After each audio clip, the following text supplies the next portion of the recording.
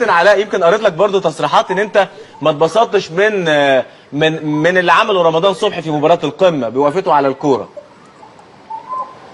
والله بص، هو يعني عشان ابقى صادق يعني انا مش عايز اكذب. طبعا انا مش مبسوط لان ما ينفعش يحصل دي، بس في نفس الوقت هي عجبتني يعني.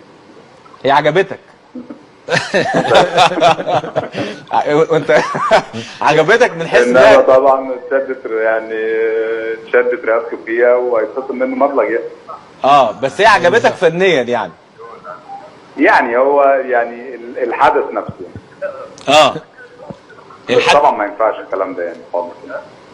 بس مش شايف انها كانت شويه يعني حساسه في مباراه اهلي وزمالك في ظروف متوتره زي دي؟ معلش، هو رمضان سنه صغير لسه، وهو نزل ادى تأدية كويسه، ويمكن اللعيبه كان عليها برضه شويه ضغوط من قبل الماتش. حاسين ان التعادل او الخساره هيدي البطوله لنادي الزمالك، ودي كانت هتبقى قاسيه جدا ان هم بياخدوا بطوله مع ماتش اهلي والزمالك. فاعتقد اللعيبه كانت مضغوطه شويه، فيمكن لما الامور فكت رمضان لسه سنه صغير ما يفهمش الامور دي، انما كان في لعيبه كبيره وجهته في الملعب وعنفته على الموقف اللي عمله ده.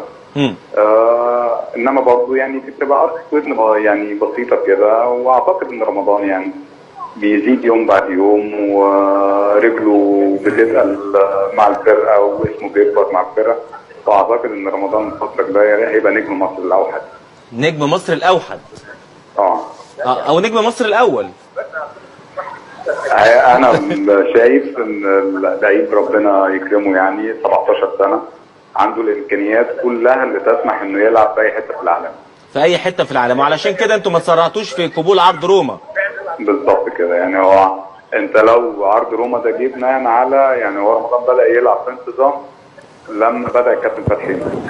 تمام مظبوط. يعني بقاله فتره قصيره بس يعني، ورغم كده كان له عرض بهذا الشكل، فممكن مع لعبه للمنتخب الاول، ولو ربنا كرم المنتخب الاول لعبنا بطوله افريقيا ولا حاجه وبدا يظهر مع المنتخب، اعتقد ان الامور هتبقى بالنسبه له افضل، عروض افضل.